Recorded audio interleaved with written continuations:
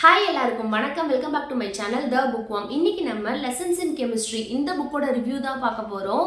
So இந்த புக்கில் நமக்கு வந்து நிறைய பாசிட்டிவான ரிவ்யூஸ் இருக்குது. அதே மாதிரி 5 ஸ்டார் ரேட்டிங்கும் நிறைய இந்த புக்குக்கு இருக்குது. ஸோ இதெல்லாம் பார்த்து தான் இந்த புக்கை நான் பிக் பண்ணேன். இதில் நமக்கு ஸ்டோரி 1960s அந்த காலகட்டத்தில் விமனோட சுச்சுவேஷன் எப்படி இருந்துச்சு, அவங்க எந்த மாதிரி ஸ்ட்ரகிள்ஸ்லாம் அவங்களுக்கு இருந்துச்சு, அண்ட் அவங்க வந்து எப்படி லைஃப்பை லீட் பண்ணாங்க, இந்த மாதிரி விஷயத்த தான் மெயினாக ஃபோக்கஸ் பண்ணியிருக்கோம்.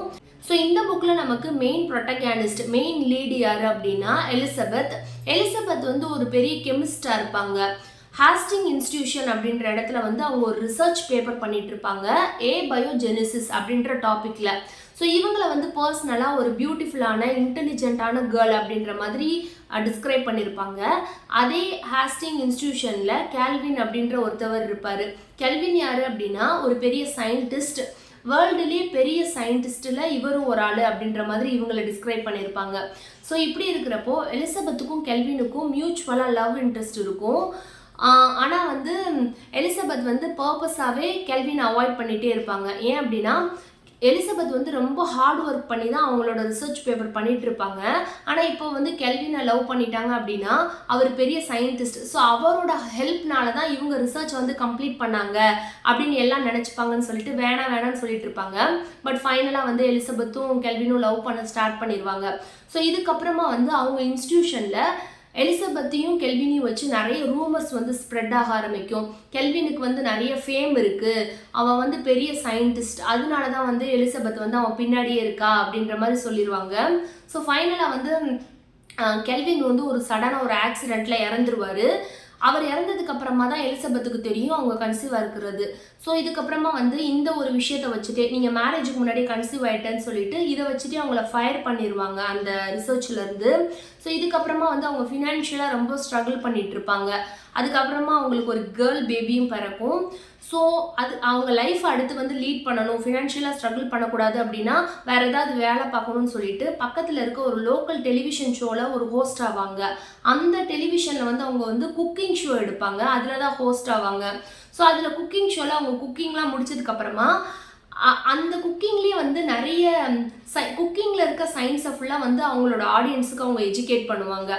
எப்படின்னா அசிட்டிக் ஆசிட் வந்து ஒரு ஸ்பூன் வந்து நம்ம ஒரு டீஸ்பூன் ஆஃப் அசிட்டிக் ஆசிட் இதில் போடணும், வினிகருக்கு பதிலாக இந்த மாதிரி சொல்லுவாங்க. அதே மாதிரி சால்ட்டுக்கு பதிலாக சோடியம் குளோரைடு, இந்த மாதிரி டேர்ம்ஸ்லாம் யூஸ் பண்ணி அவங்களோட ஆடியன்ஸுக்கு வந்து அவங்க எஜுகேட் பண்ணுவாங்க. அதே மாதிரி அதே குக்கிங் ஷோவில் வந்து ஃபெமினிசம் பற்றின நிறைய ஐடியாஸ்லாம் வந்து அவங்களோட ஆடியன்ஸுக்கு அவங்க கொடுப்பாங்க. ஸோ இந்த மாதிரியே போயிட்டுருக்கோம். ஸோ இதுக்கப்புறமா இவங்களுக்குன்னு பர்சனலாக வந்து சயின்ஸ் ஃபீல்டு தான் பிடிக்கும். பட் வந்து இப்போ ஃபினான்ஷியலாக வந்து ஸ்ட்ரகிள் ஆகக்கூடாதுன்றதுக்காக தான் இந்த குக்கிங் ஷோ பண்ணிகிட்ருப்பாங்க. ஸோ ஃபைனலாக இவங்களுக்கு பிடிச்ச அந்த சயின்ஸ் ஃபீல்டுக்குள்ளே அந்த ரிசர்ச் பேப்பருக்குள்ளே அவங்க போகிறாங்களா, இந்த மாதிரி தான் இந்த ஸ்டோரி மூவ் ஆகும். மெயினாக இந்த புக்கில் எனக்கு எது பிடிக்கலை, எனக்கு எதெல்லாம் நெகட்டிவாக இருந்துச்சு அப்படின்னா இந்த புக்கில் இருக்க கேரக்டர் எல்லாமே எனக்கு வந்து ரொம்பவே அன்ரியாலிஸ்டிக்காக இருந்துச்சு. எதுவுமே வந்து ரியலாக இல்லை. எலிசபெத்துக்கு வந்து ஒரு டாட்டர் இருப்பாங்க, அவங்களுக்கு வந்து 4 இயர்ஸ் ஆகிட்டுருக்கும். ஆனால் அந்த ஏஜ்லேயே அந்த பொண்ணு வந்து அவங்க அம்மா மாதிரி ரிசர்ச் பண்ணிகிட்ருக்கும், ஃபேமிலி ஹிஸ்ட்ரியை கண்டுபிடிக்கிற மாதிரி ரிசர்ச் பண்ணிகிட்ருக்கும். அந்த பொண்ணோட கிளாஸ்மேட்ஸ் எல்லாம் வந்து கிளாஸில் விளாண்டுட்டு இருப்பாங்க, இந்த பொண்ணு மட்டும் ரிசர்ச் பண்ணும். இதெல்லாம் ரியலாகவே இல்லை. அண்ட் வந்து எலிசபெத்துக்கிட்ட ஒரு டாக் இருக்கும், அந்த டாக் வந்து ஹியூமன் மாதிரி எலிசபெத் ட்ரீட் பண்ணுவாங்க. அந்த டாக் வந்து எலிசபெத் இல்லாதப்போ அவங்களோட எலிசபெத்தோட டாட்டர் இருக்காங்கல்ல, அந்த குழந்தைய வந்து ப்ரொடெக்ட் பண்ணும். அண்ட் வந்து எலிசபெத் வந்து அவங்க ஹஸ்பண்ட் இறந்ததுக்கு அப்புறமா ரொம்ப வந்து வீக் ஆயிடுவாங்க, இமோஷனலாக ரொம்ப வந்து சப்போர்ட் தேவைப்படும். அப்போ வந்து அந்த நாய்க்குட்டி தான் வந்து அவங்களுக்கு மாரல் சப்போர்ட் கொடுக்கும். அண்ட் வந்து அந்த டாக் வந்து பயங்கரமாக திங்க் பண்ணி அந்த டாகோட பாயிண்ட் ஆஃப் வியூவில் இந்த ஸ்டோரி கொஞ்சம் நம்ம படிப்போம். அந்த டாக் வந்து நமக்கு நரேட் பண்ணும், ஸ்டோரியை நரேட் பண்ணும். ஸோ அந்த இடம்லாம் வந்து ஒரு சில்ட்ரன் ஃபிக்ஷன் படிக்கிற மாதிரி இருந்துச்சு. இது ஒரு அடல்ட்டுக்கான ஃபிக்ஷன், ஆனால் நாய்க்குட்டி வந்து நம்மளுக்கு நரேட் பண்ணுறப்போ ஒரு சில்ட்ரன் ஃபிக்ஷன் படிக்கிற ஃபீல் வந்துச்சு. அதெல்லாம் எனக்கு இந்த புக்கில் அவ்வளோவா பிடிக்கலை. அண்ட் வந்து பாதி மேல் கேரக்டரை வந்து ஈவில் காட்டின மாதிரி இருந்துச்சு. 1960s இப்படி தான் இருந்துச்சா அப்படின்றது எனக்கு தெரியல. பட் பாதி மேல் கேரக்டரை வந்து ஈவலாக காட்டியிருந்தாங்க. இவங்க டிவி ஷோவில் இருக்க அந்த பாஸ் அண்ட் வந்து இவங்க ஒரு பிஹெச்டி கேண்டிடேட்டாக இருக்கப்போ அங்கேருந்து இவங்களோட தீசிஸ் அட்வைசர் எல்லாமே வந்து எலிசபெத் கிட்ட மிஸ்பிஹேவ் பண்ணுவாங்க. ஆனால் அதெல்லாம் வந்து ரொம்ப ஈவிலாக அவங்கள காட்டுற மாதிரி இருந்துச்சு. அண்ட் வந்து இவங்களோட நெய்பர் ஒருத்தவங்களோட ஹஸ்பண்டுமே வந்து ரொம்ப வயலண்ட்டாக பிஹேவ் பண்ணுவாங்க அவங்க ஒய்ஃப் கிட்ட.